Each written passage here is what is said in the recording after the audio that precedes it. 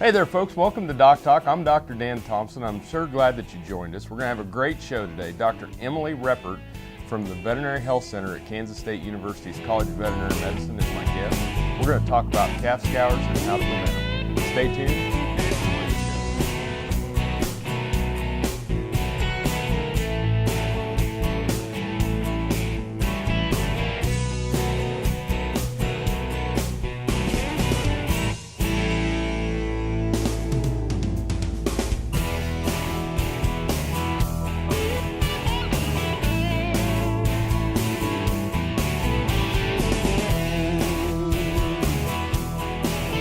Closed captioning brought to you by Ag Promo Source. Together we grow. Learn more at agpromosource.com. This segment brought to you by Kansas Regenerative Medicine. Your stem cells, your health, your life.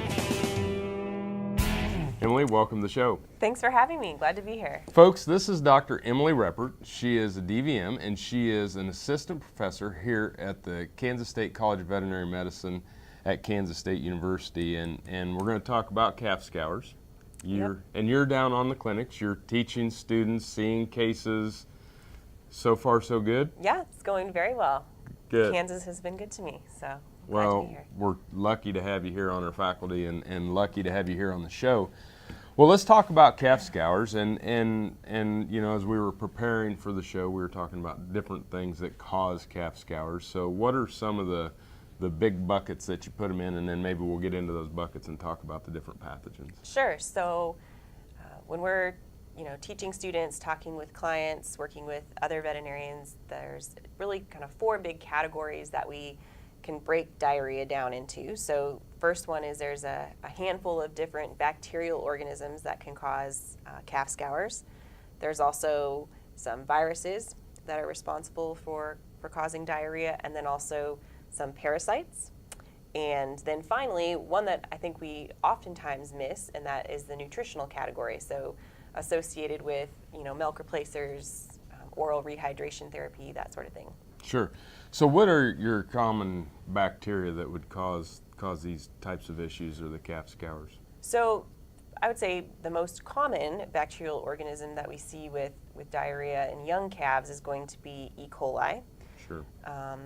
Another one, not as common, but one we also see would be Salmonella.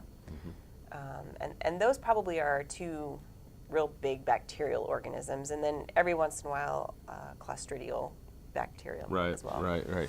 And then on the viral side, we have a couple of big heavy hitters. So certainly rotavirus and coronavirus would be up high on my list. I think BVD as well, but far and away the more common in young calves is going to be rota and coronavirus. Okay, and then we're going to let's move into the parasitics. I think most people, the E. coli, the Salmonella, the rotas, the coronas, most people are pretty well heard of those, but maybe some of these other two, like the parasites and that, are not as common. And Sure, and I think probably our dairy population of people out there are maybe more familiar with these organisms. So Cryptosporidium, that's a fairly common one in that production system, and then certainly Coccidia would be another one that we see. Sure. Let's move into the nutritional components, because that one kind of, we seem to be a bug drug disease community, but what are some of the nutritional components you see with diarrhea? So I think probably the most common time that we see it is associated with overfeeding of milk replacer. So oftentimes associated with bottle babies that are either being fed too much milk or being fed milk replacer that has been inappropriately reconstituted, so at a higher concentration than it needs to be. So those are kind of the two times when we see sort of a nutritional type diarrhea. Cool. Well, you did a great job of setting us up for the rest of the show. We're glad that you're here. We're glad that you're watching DocTalk. When we come back, we're going to talk more about prevention of calf scours with Dr. Emily Reppert. We're sure glad you joined us. Watch Ag AM in Kansas online at agaminkansas.com. Sure Crop Fertilizers was started by my father, Don Sherman, and my mother, Shirley Sherman. family business that started in the 80s.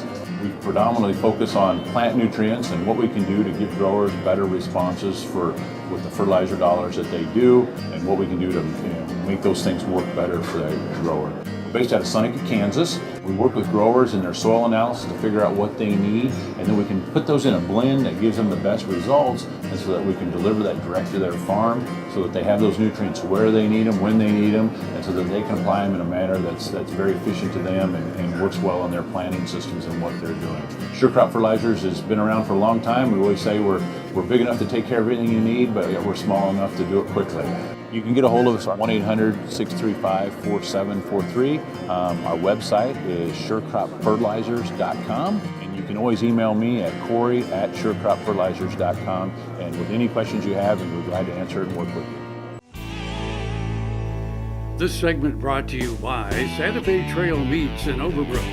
Visit us online at sftmeats.com.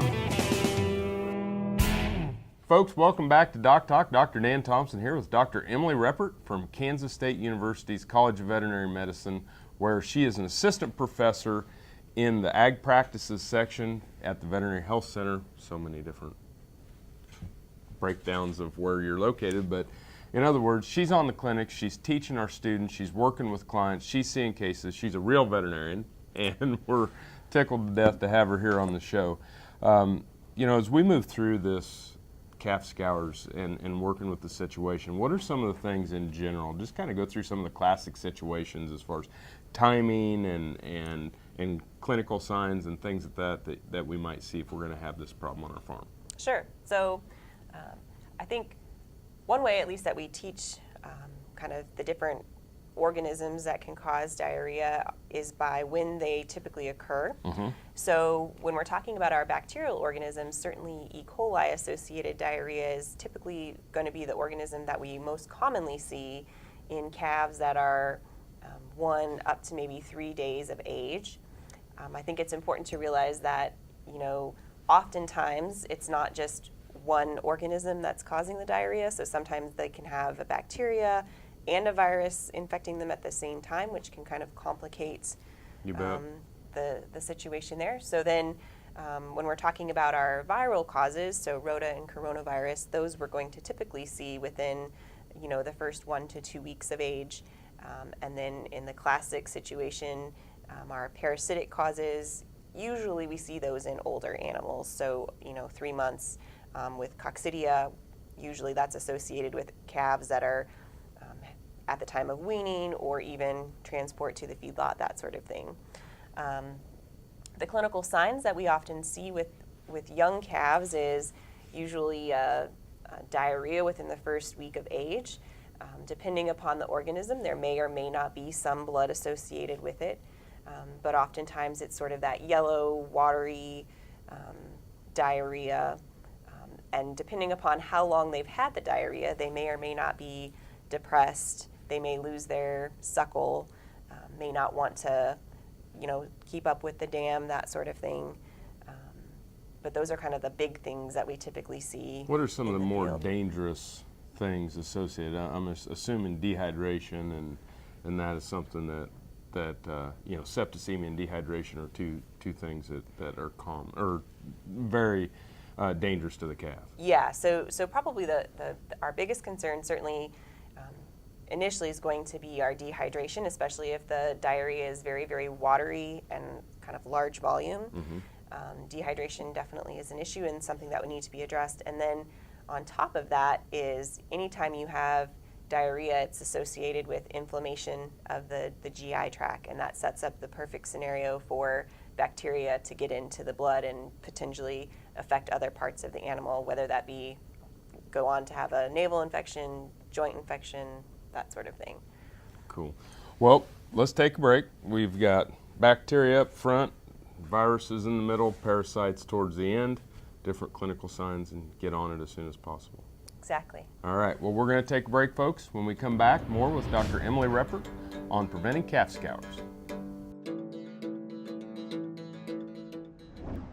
Valley Vet Supply is devoted to providing information and professional quality products at reasonable prices. Valley Vet Supply. What does a brighter, more sustainable future look like in our cities and towns, and how do we get there? When New York needed an alternative fuel source to reduce carbon emissions, the city found what it needed in biodiesel made from U.S. soybean oil.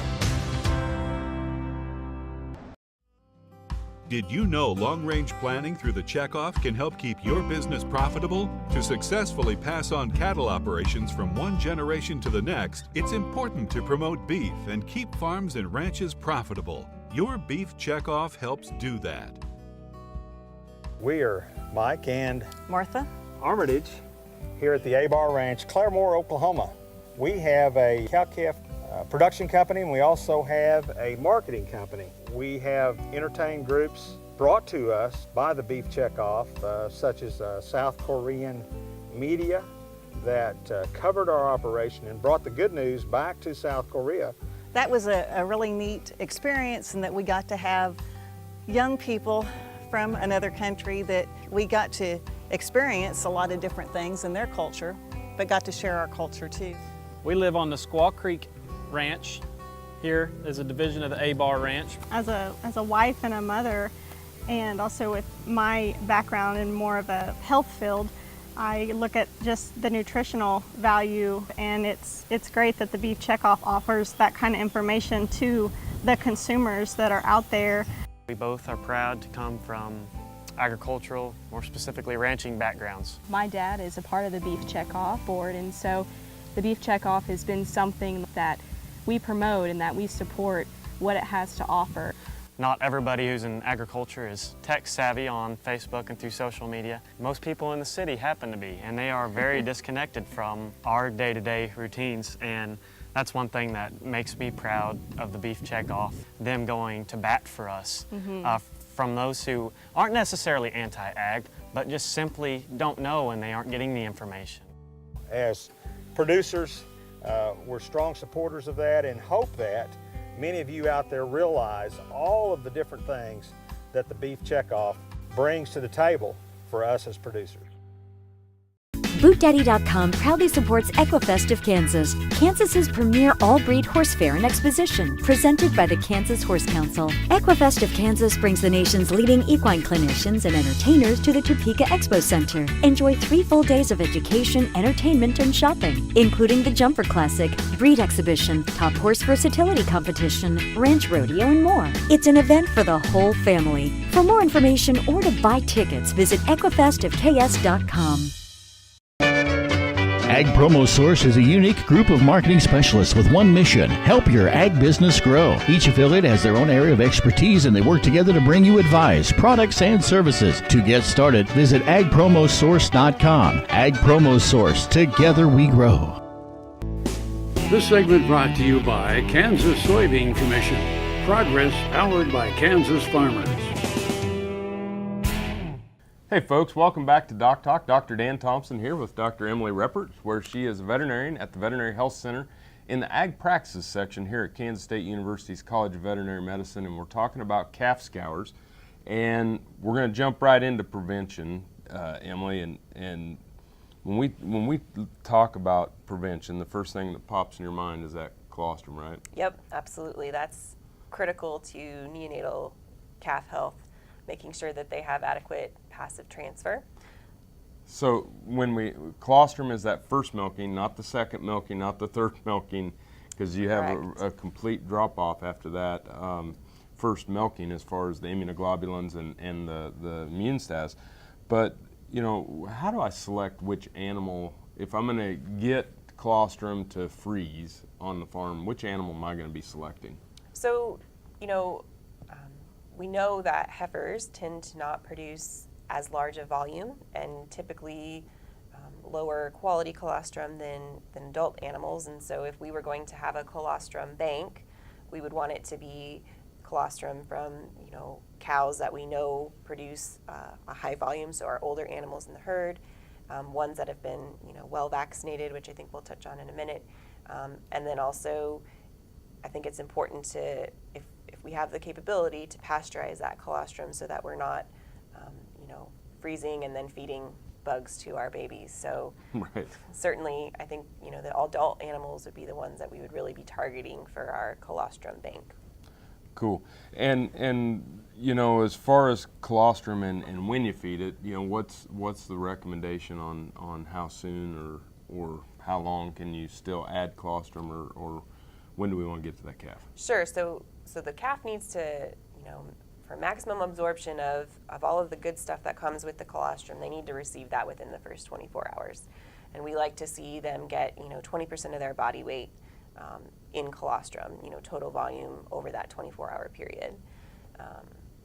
That's So kind of 20%, ideal. so a 100-pound calf would get 20 pounds. Yep. And let's see, so 8 pounds, so Yep. a little under 3 gallons. Yep. For a 100-pound calf. Mm-hmm. That'd be good. So get the colostrum from an adult animal, get it in the calf as soon as possible, and 20% of its body weight over 24 hours. Mm-hmm. That's pretty good information for our viewers. When we start talking about colostrum, one of the things, you know, hyper-immunizing cows or just immunizing cows, you know, are there things that we can vaccinate for in the dam before she gives birth for the calves that are going to suckle or for calves that we're going to have the colostrum bank for? Yeah, absolutely. And so I think one of those things would be specifically for some of these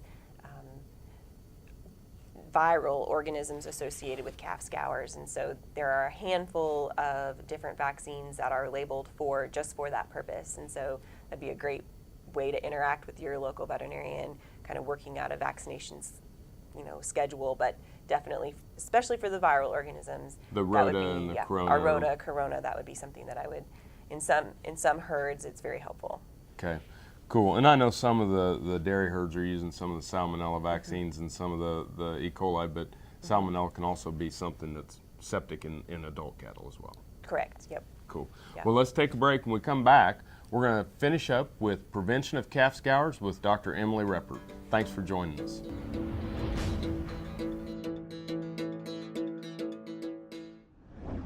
Healthy cows start with the new hired hand automatic livestock sprayer. Rancher invented to provide an efficient alternative to pour-on and injectable parasite management systems. The portable design allows cattle to treat themselves head to hoof. Strategic device placement with pass-through activation technology takes the stress out of parasite treatment for cattle and the rancher, leaving more time to tend to other vital tasks on the farm. To learn more, visit cowsprayer.com. The new hired hand makes healthy cows easy. Hi, I'm Randy. And I'm Paul from PFI. We would like to personally invite you to stop by PFI, home of Boot Daddies. PFI is America's Western store, covering over 50,000 square feet. Over 25,000 boots. Visit Saddle City with the largest selection of saddles and tack anywhere. A huge selection of hats at Big Spur Hat Company in PFI Town. And choose from the best brands of clothing and accessories for the entire family. PFI, located on Highway 65 at the Battlefield exit in Springfield. And I'm not kidding. I'm Rexanne Struve, veterinarian in Western Iowa. I have a veterinary clinic and started doing stem cell therapy on dogs in August of 2014. And after the first 2 dogs, after 3 weeks, I saw such dramatic results. I said, hey, I have arthritis. I have joints that really need this help. Where can I go to get this done?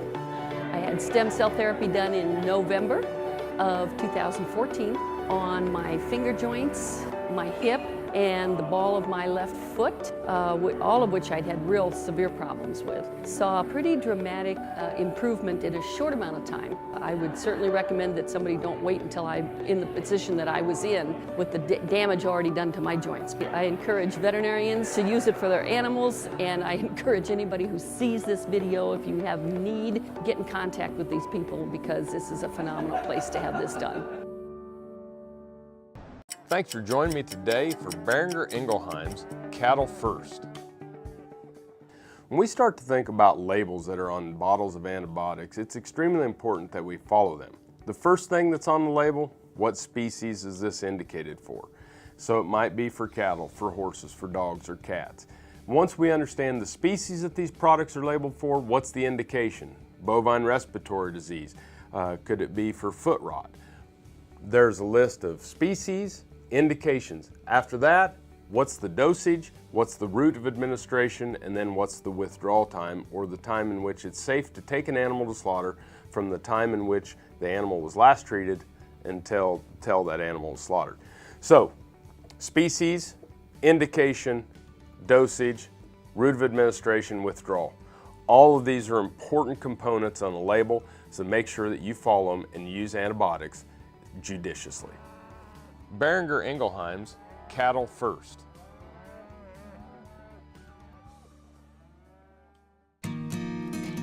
We do business with Blueville because of the quality of their work. It is excellent quality, and because they make a commitment to their customers. We enjoy the benefits of hiring a good company to help us maintain this home. We will always do business with Blueville. We have for many, many years, and there's no reason for us to look for any other service. No matter where, no matter why, the Veterinary Health Center at Kansas State University is committed to providing quality patient care to animals and exceptional customer service to their owners. From routine checkups to emergency and specialty care, our world-renowned specialists and experienced professionals are here to discover, to teach, and to heal. Let us know. How can I help? How can we help? This segment brought to you by Kansas Farm Bureau, the voice of agriculture. To join today or more information, go to kfb.org or find us on Facebook or Twitter. Hey folks, welcome back to DocTalk. Dr. Dan Thomson here with my guest, Dr. Emily Reppert, who's a DVM and is an assistant professor in the Clinical Sciences Department at the Veterinary Health Center at Kansas State University's College of Veterinary Medicine. And we've been talking about calf scours, prevention, and one of the things we talked about during the break is, we talked about vaccinating the dams, but actually maybe in the face of an outbreak, vaccinating some of the calves with those viral vaccines can stimulate some immune response as well. Yeah, so the idea being sort of a local immune response within the GI tract itself. And so, again, that would be something that you would want to work with your local veterinarian on, but because those vaccines have to be administered prior to administration of colostrum in some instances. Okay. But if you have a known problem, on your herd with one of those viral organisms, it would be something to look into for sure. Cool. Well, let's talk about environment, because we've talked about the calf, we've talked about the colostrum, we've talked about the vaccination and priming that immune system, but that biosecurity or that disease pattern, host, environment, and pathogen, we really need to talk about environment.